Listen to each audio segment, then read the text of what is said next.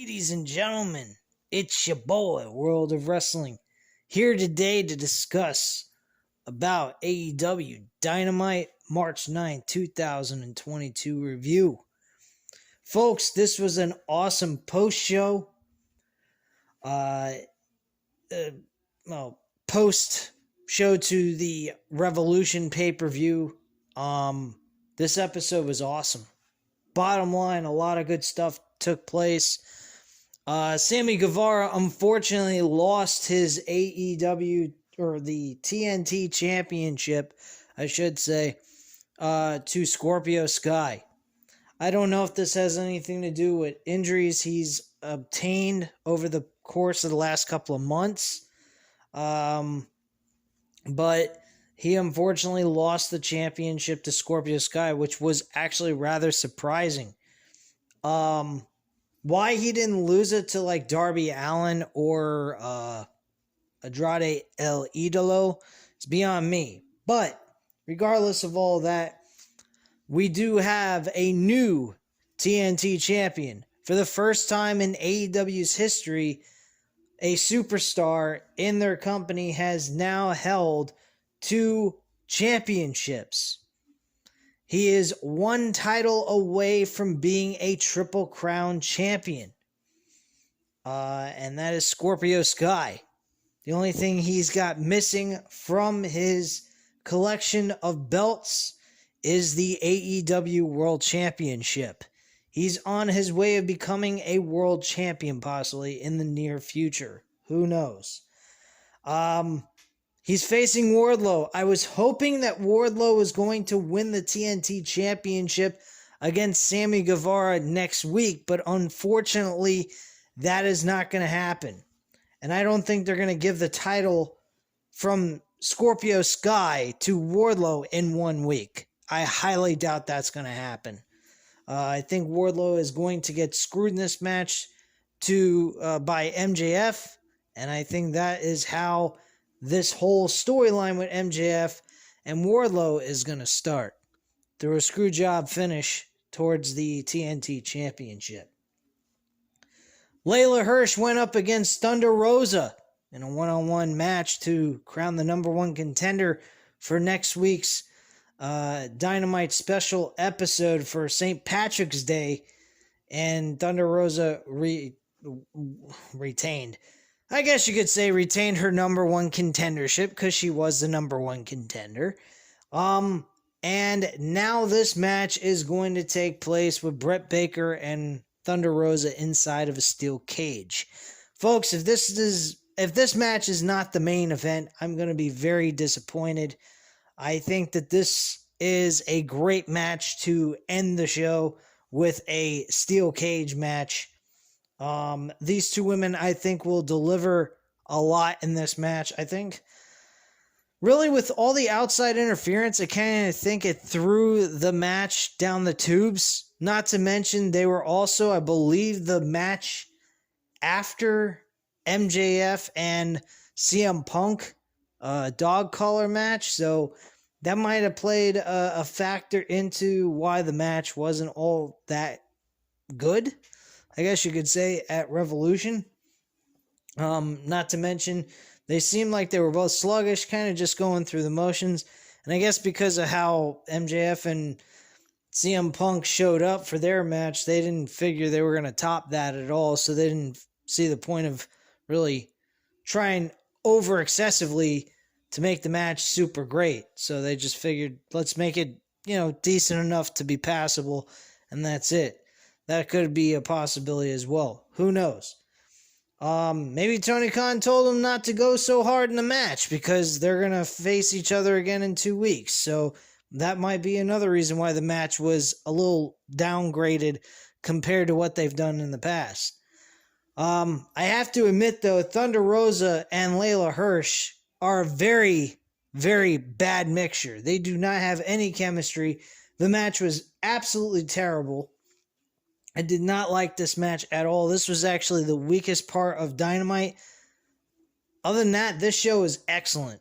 Very entertaining stuff. A lot of great promos were done, especially the one that kickstarted the show with Chris Jericho and Eddie Kingston. I gotta say, man, these guys put on these promos that are so legit and real.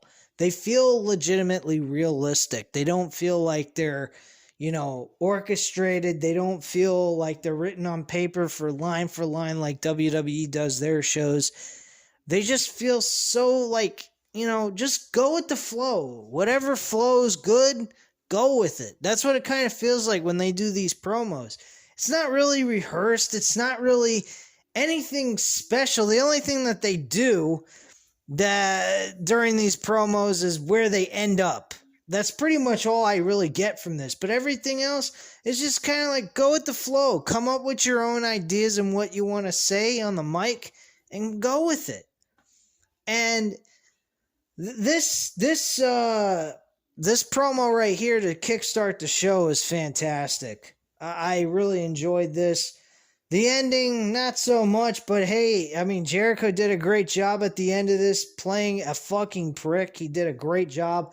Felt like as if I was watching MJF all over again, only Chris Jericho was the guy doing this. But yeah, Eddie Kingston cut a beautiful promo with Chris Jericho. He said, hey, look, man, I actually was thinking on Friday night, 2 days before the event, to go ahead and just drink myself silly and, not even care about anything and not even really show up for this match. Because to be quite frank with you, Jericho, you're right. I've been worried. I've been concerned that with every match I've had since I've come to AEW, I haven't won. I've had TNT, apologize for the burp there. I've challenged for the TNT Championship, matches with CM Punk, matches with Bryan Danielson. I've never won the big one. So me going up against you, man, you're really one of the best. I got to admit it. But I didn't do it for you or your respect. I did it for some of the people that came to me.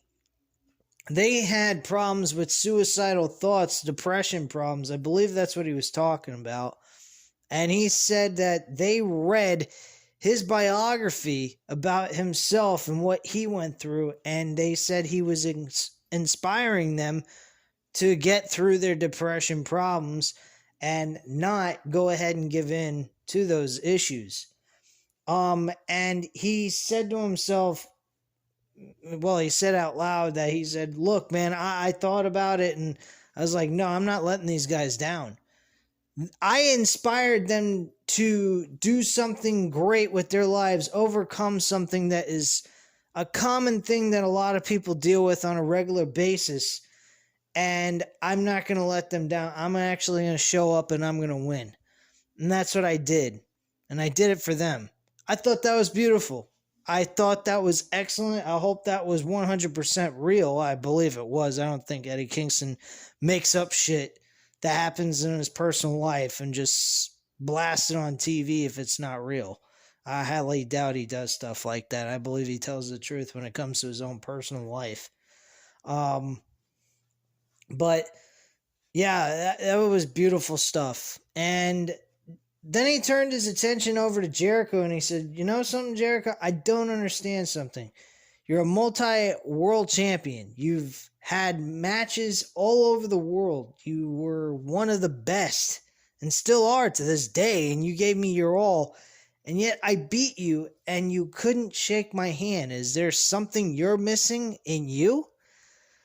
Because quite frankly, you said you were going to shake my hand. You didn't. And he said, well, you know what, man? I got to admit, I was frustrated. I was mad. I was hoping I was going to win the match and prove to myself as well that I still got it. And unfortunately, I lost. And I just was frustrated at the time, and it was just the heat of the moment, man. And he stuck his hand out, and he asked for him to shake his hand. And he hesitated for a little bit because he kind of figured that's what had happened at the event when he won the match, but fortunately that was not the case. So he trusted him, he shook his hand, and he ate the bullet because 2.0 and Daniel Garcia came down. They attacked both Jericho and Eddie Kingston, but to ultimately later get the baseball bat and then attack Ortiz and Santana, who came down to make the save and even the odds a little bit. And they get attacked, and he's helping 2.0 and Daniel Garcia beat up Kingston and fucking Santana and Ortiz. This is mind-boggling. What the fuck happened here? This was nuts. Jake Hager comes down to the ring. He's going, what the hell's going on here? What are you doing, man? This is our inner circle friends, man.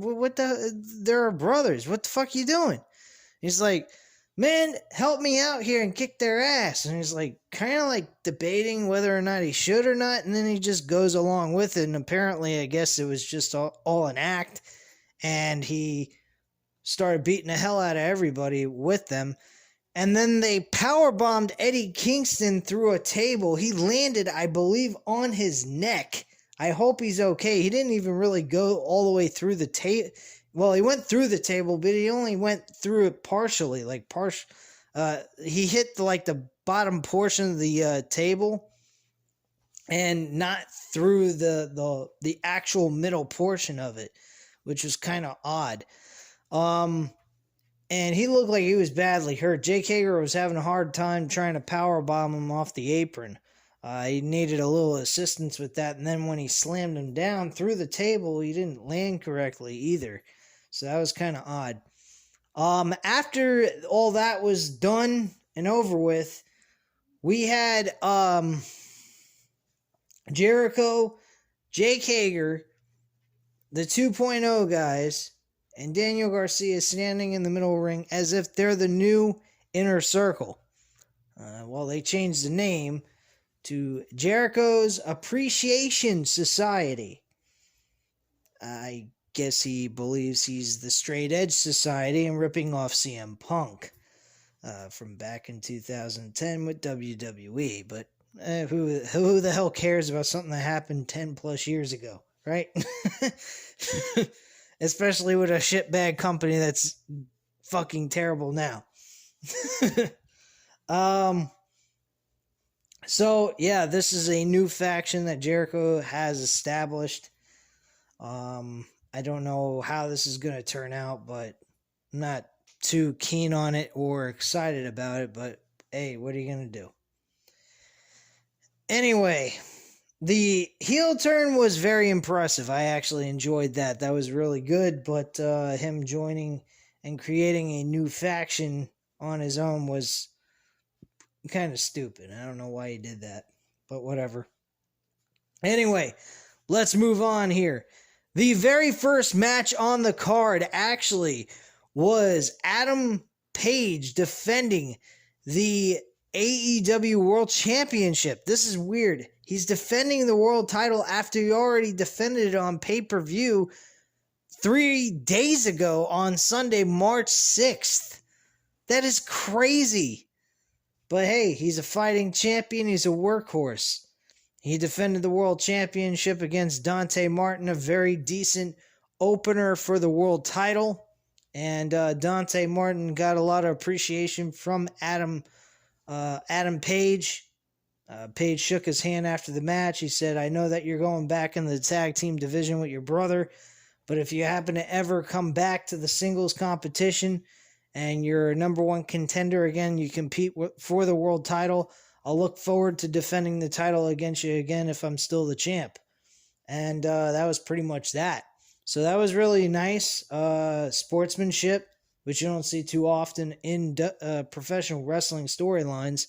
I almost said WWE storylines. What the fuck's wrong with me? Saying WWE, thank God. So, moving on here, we had Adam Cole come out after, interrupt him without any music, which was nice. I was kind of like, who the hell's that? Then he showed up, and I'm like, oh, okay, Adam Cole, baby. So Adam Cole basically says, hey, look, man, you had a fluke victory. You had a good night, but hey, it was just one night. Eventually, I'm getting another world title shot. I'm not looking forward to that. I really don't want to see Adam Cole get another shot until somebody like CM Punk has the title. And CM Punk versus Adam Cole would be an excellent match. But then again, I don't want to see CM Punk losing the title to Adam Cole. Adam Cole's got a wait for that world championship. Personally, I'm not against with him challenging the AEW world title, but I think he needs to wait his turn in line. I don't think he needs to be cutting ahead of everybody. I think this was just a barrier for Adam Page to have someone to defend the title against. I think we're going to see Adam Cole become world champion later on in the future. I don't think we're going to see Adam Cole win the world title right now at this point. I don't think he's really necessarily needs to win this anyway. Would I be okay with an Adam Cole run with the TNT Championship right now? Yes, I would. He hasn't been that well established yet in AEW. He's a well-known wrestler, of course, but he has been in AEW for less than a year. He doesn't need to become world champion instantaneously. Give a chance to the other guys that have been on this roster for a very long time.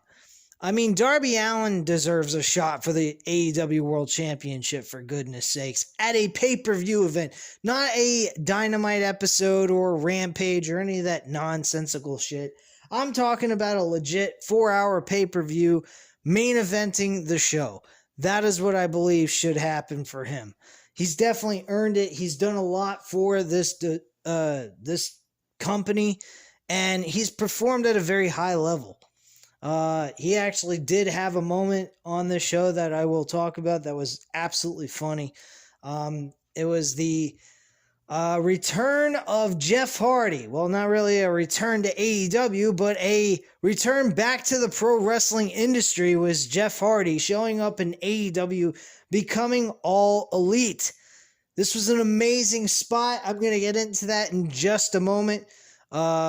So let me go into the next segment on the show.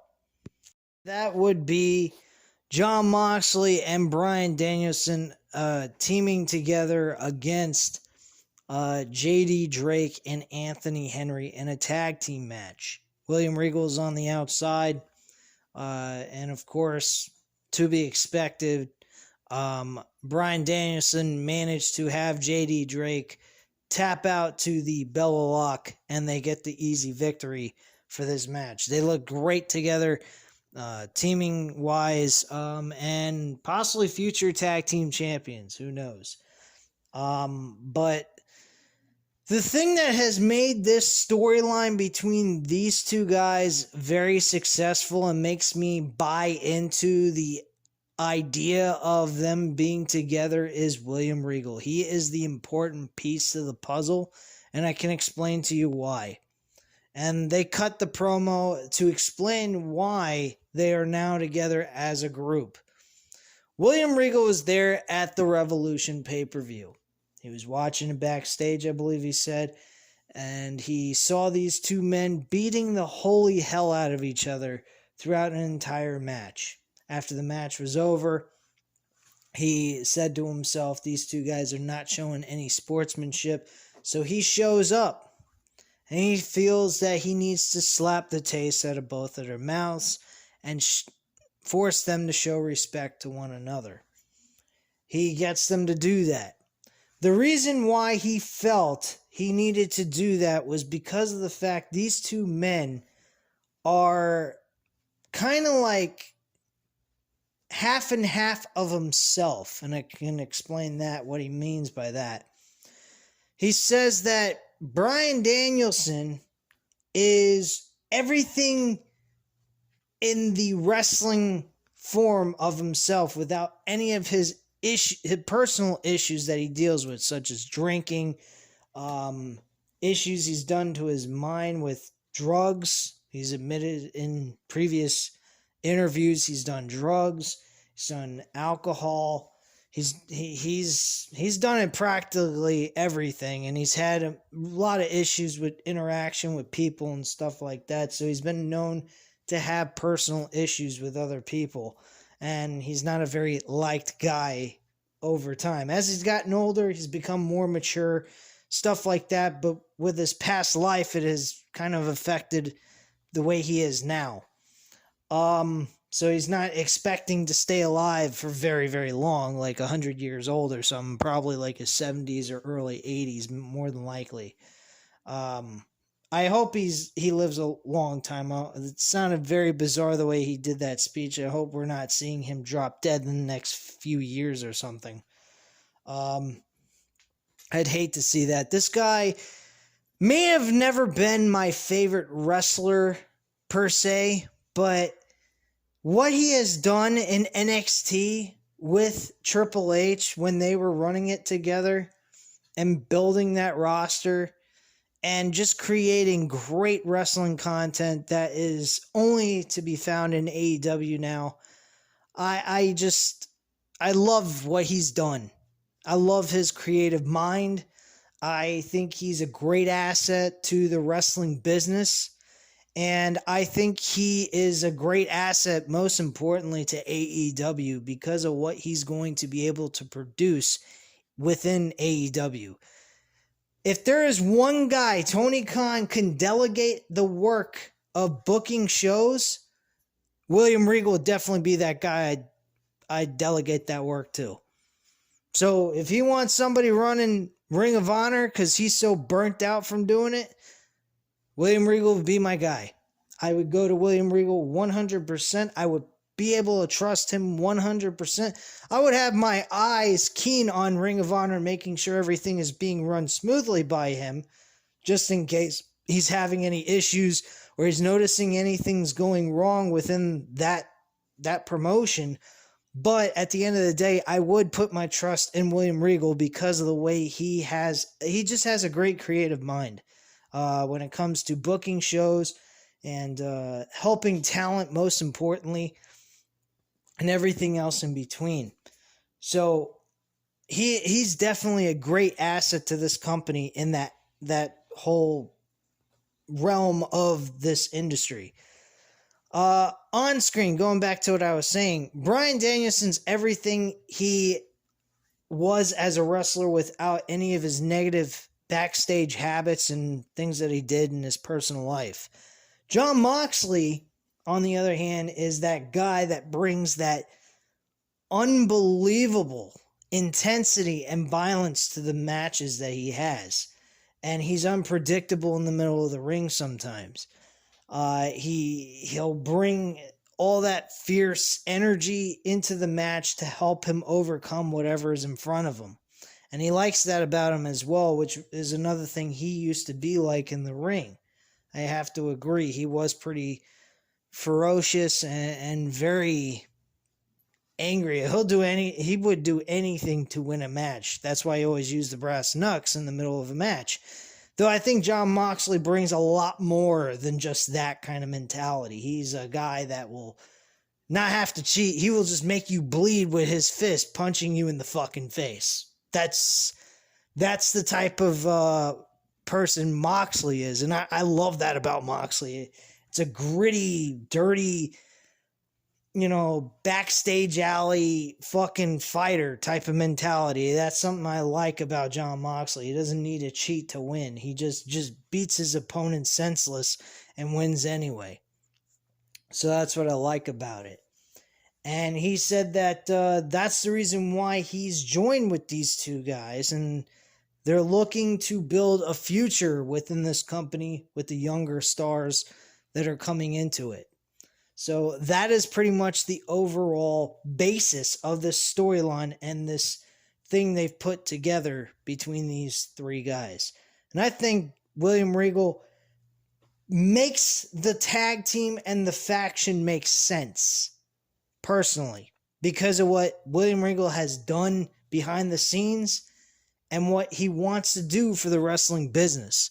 So, personally, I think it was the smart decision adding him to the mix because it makes more sense for these three men to be together than just Bryan Danielson and Jon Moxley being together just because of the fact they Moxley just decided, oh, okay, I'll be your partner. No, he was convinced by William Regal based on what happened at Revolution, and they could make up stuff, say, hey, they talked backstage, and all that kind of stuff. And William Regal talked some sense into both of them that they should be a team. So I believe he mentioned that in the promo. So I might be wrong, but that is pretty much the overall situation that took place there. Next segment, we had a backstage interview with the Dark Order. The Dark Order was asked by Alex Marvez who will be joining Hangman Page for the 6-man tag team match that will be taking place. I believe it's taking place next week with Adam Cole and Adam Cole's two partners. That was actually mentioned earlier in the night during that Adam Cole segment after the match with the world title. Forgot to mention that, so I do apologize on that. But yeah, this coming week, Wednesday, next Wednesday, we will witness a 6-man tag team match, which, by the way, the Kyle O'Reilly and Bobby Fish will be teaming with Adam Cole, not the Young Bucks. The Young Bucks are staying far away from Hangman Page. They don't want to interact with him anymore, I guess, get physical with him anymore. I think their attitude at this point is real simple. They have respect for him and they want to leave him be and let him do his thing. Honestly, guys, I can say this. And by the way, Hangman Page's decision was not to use one of them because Jurassic Express asked him if he would be okay with being his partner at the 6-man tag team match next week. They thought the Young Bucks would be there so they could get even with them. Unfortunately, that's not the case, but they will get Kyle O'Reilly and Bobby Fish, at least, to get even with them. And he made his decision to do that and go with them instead, but he was willing to put them in the match, but the Jurassic Express asked first, so he never had a chance to really talk to them. So Dark Order felt a little left out. They were kind of making up excuses like, oh, no big deal, we had plans anyway, so it's all right, no worries, no harm, no foul. Pretty ridiculous segment. I don't understand this Hangman Page Dark Order shit anymore. It's 1 minute the relationship is on, the next minute it's not. The Dark Order has become a complete and utter joke. I mean, it's something you would see on WWE's mentality level of creativity, and I'm not very happy with this. Since Brody Lee has left and passed on, Dark Order has been a complete and utter load of shit. Really, I think they need to go back to their roots. They need to get back into the dark mentality. Or maybe, hey, fuck it. Join the House of Black. Turn the Dark Order into the Dark Order of Black. You could call it that, possibly. Or just unite with the fucking House of Black and be the minions of Malachi Black's group. That they could do as well. It would definitely work. The gimmicks are exactly the same practically. The only difference is a name, but the concept is pretty much the same. They're outcasts looking to be accepted.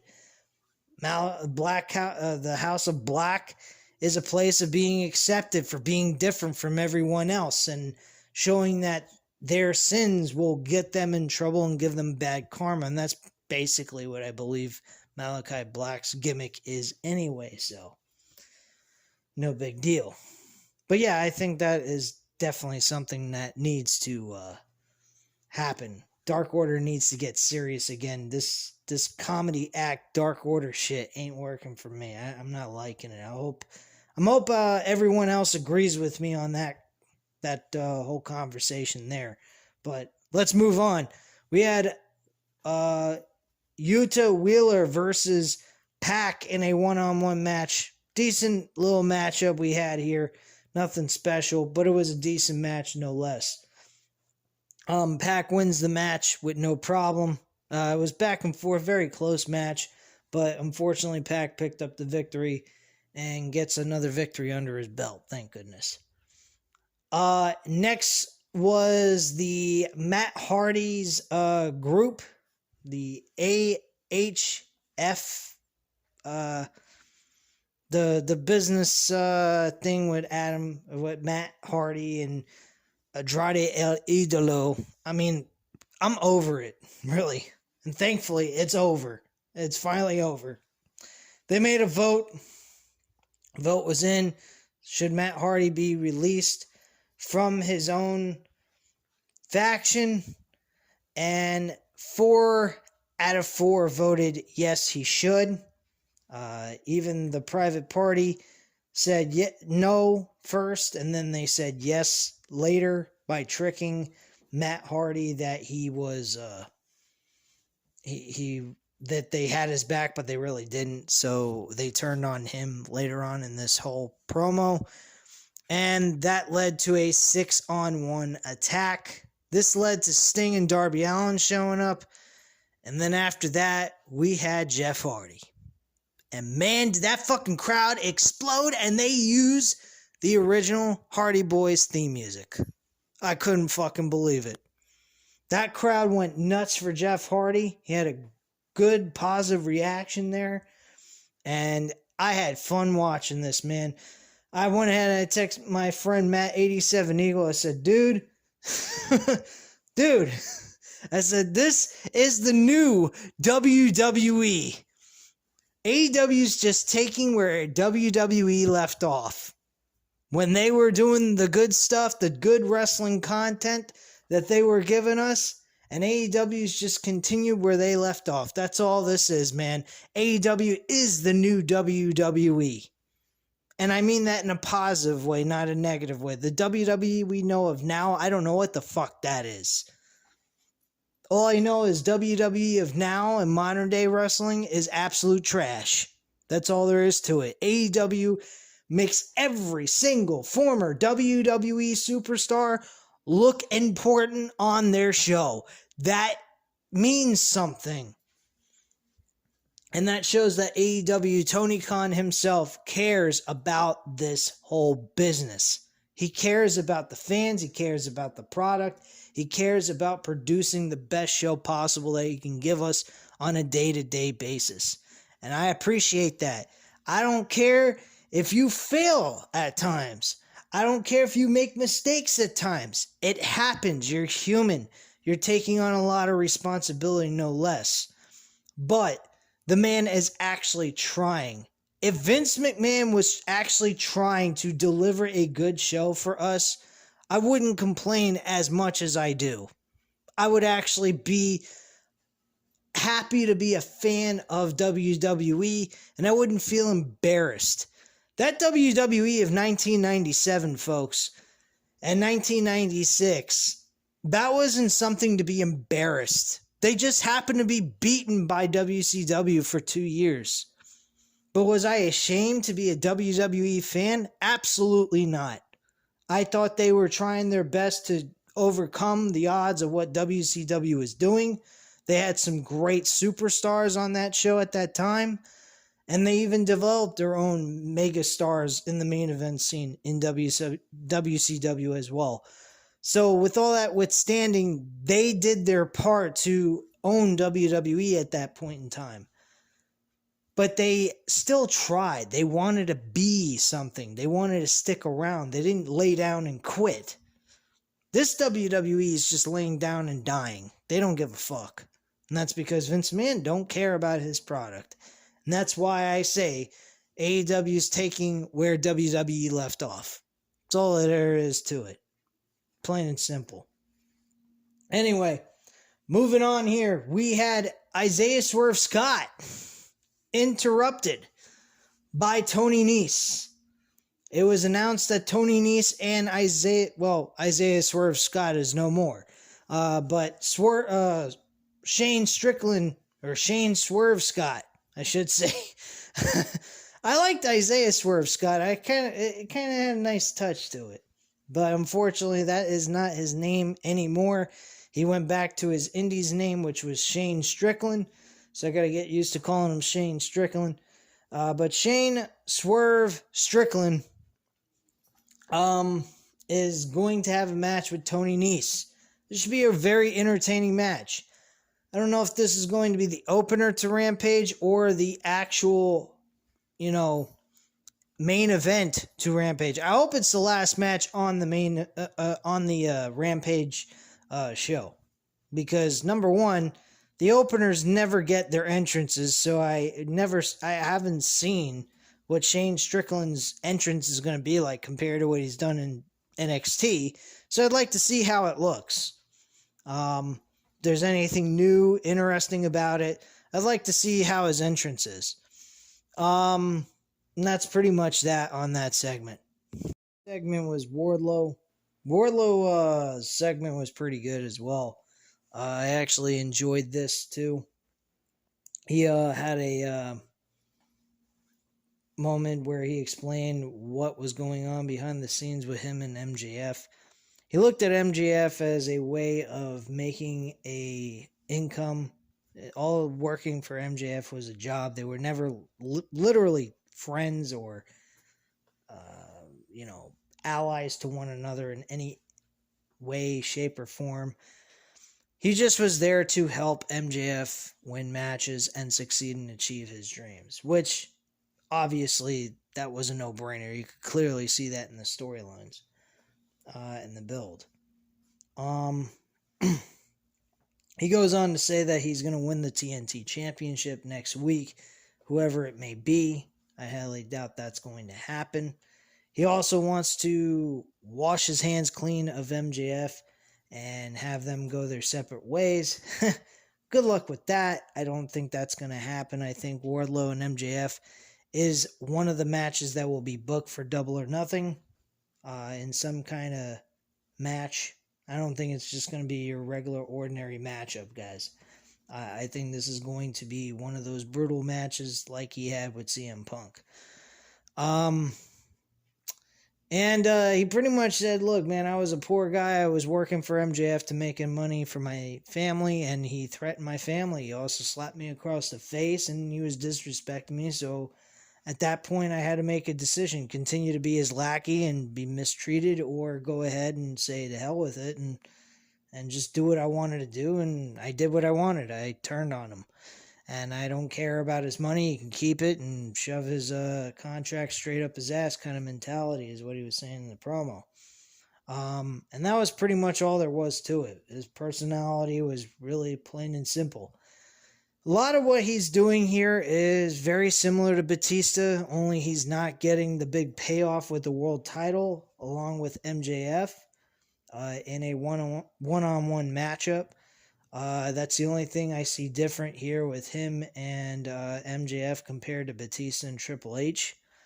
But very, very similar storyline build between these two guys compared to Triple H and Batista in some ways. But this is not going to be booked in a main event capacity, which I was kind of hoping for. Unfortunately, that's not the case. This could lead to them competing against each other later on in the future after MJF gets the World Championship, which I believe he'll get at the end of this year. And we see Wardlow and him compete later on next year over the championship, maybe a Double or Nothing or All Out next year or something like that. That's the way I see it and how it's going to go down.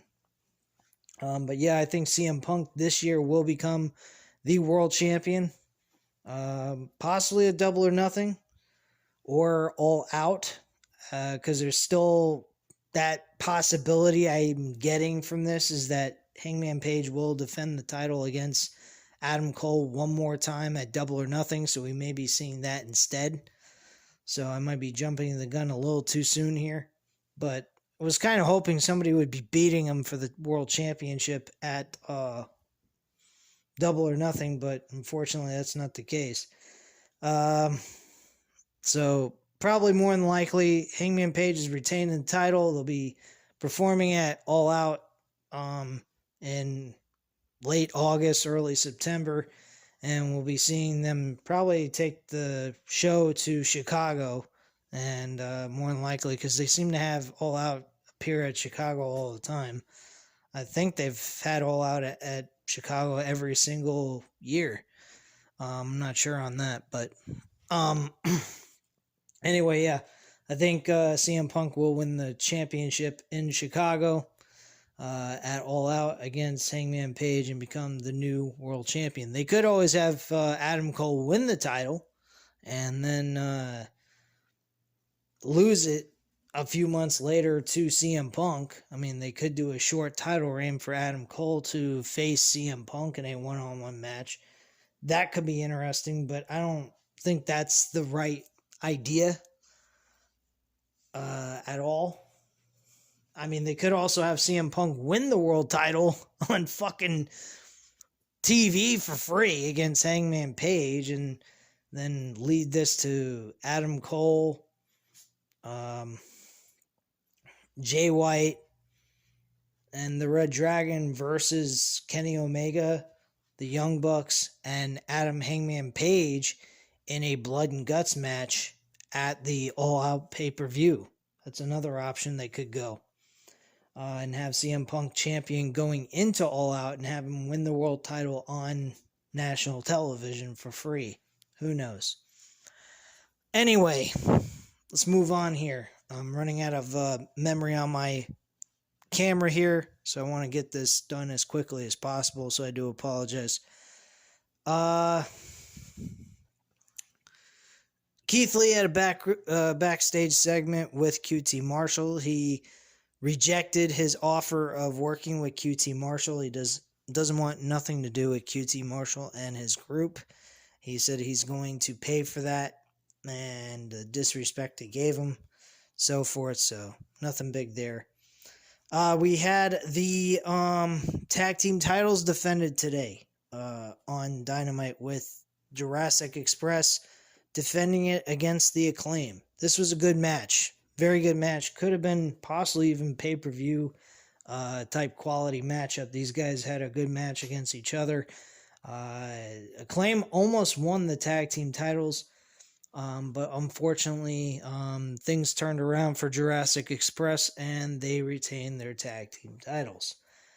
Good match overall, and they've been on a hot streak as well, along with Hangman Page. Next, we had Layla Hirsch and Ronda Rousey. I almost said, oh my god, Thunder Rosa. But yeah, you might as well should have put Ronda Rousey in this match. This match was fucking boring as hell. I did not care for this match at all. I'm glad that Thunder Rosa is getting a rematch and it's going to be inside of a steel cage. I hope it is the main event and they do a lot better than what they did at the pay-per-view. And maybe even see a title change, possibly. Who knows? Brett Baker had some comments to say after the announcement. She found it very funny that she beats her for the championship at the pay-per-view, and then she's got to defend the title again, and this time inside of a steel cage, thinking this is going to hold her friends out of the mix of this match, and thinking that they were the reason why she won. And she begs to differ. She still believes she's going to walk out the reigning AEW Women's Champion. I don't know if that's going to be the case. I'm not 100% sure. This is very unpredictable, to be honest with you. I don't know what they're going to do, but they probably more than likely, being that Thunder Rosa's from Texas, probably going to have her win the Women's Championship anyway. So if I was to be a betting man, I would say they want to put this as the main event of the card for next week. Just my thoughts. I don't know if that means anything, but if this is her hometown, I would think they want to give her the main event too. So that was pretty much what took place there. And then we had the main event with Sammy Guevara defending the TNT Championship against Scorpio Sky, which I mentioned earlier. He lost that title to Scorpio Sky. One of the spots in the match, he actually does a 60-30 splash, or a 630 splash, and misses. and this was on the outside of the ring while he was holding Scorpio Sky on top of a table, and Scorpio Sky moved out of the way and splashed right through the table and onto the hard padding floor. I mean, when I say padding, there's not that much padding there. I mean, when you land flat on your back, leaping off the top rope from the turnbuckle, I mean, it shouldn't feel all that good. I mean, you probably lost your breath or whatnot, and he was out of it for quite a while. Throughout the commercial break, they had doctors coming over to check in on him to see if he was okay, if he can continue to go. And eventually he led through the pain that he was going through with this spot, and he ends up losing the match anyway. Tay Conte, which is his girlfriend, was checking in on him to make sure he was okay as well. She also interacted in this match too. She almost beat the shit out of Ethan Page. He was trying to interfere, so did Dan Lambert. And Paige Van Lant, I believe, or Levant. I forgot how to pronounce her last name. I apologize, but her first name's Paige. And she kind of walloped Tay Conte from behind while the match was going on. And Scorpio Sky picked up the victory. After the match was over, they beat the shit out of Tay Conte along with Sammy Guevara and laid them on top of each other, while Paige went ahead and signed the contract directly on Tay Conte's ass. And then they said that Paige is officially All Elite. And that's pretty much that, which we already know. They've mentioned this in the articles in the news rumor mill, that she has officially signed a physical contract, well, an actual contract to be physical in the ring and be part of the AEW roster. So that's pretty much it, guys. That is your overall review. Go ahead, if you like this video, hit the subscribe button as well, and hit the like button if you like the video. Leave a comment down below. I'll definitely get back to you on that. And I thank you guys very much for watching. Have a great night, guys. Bye.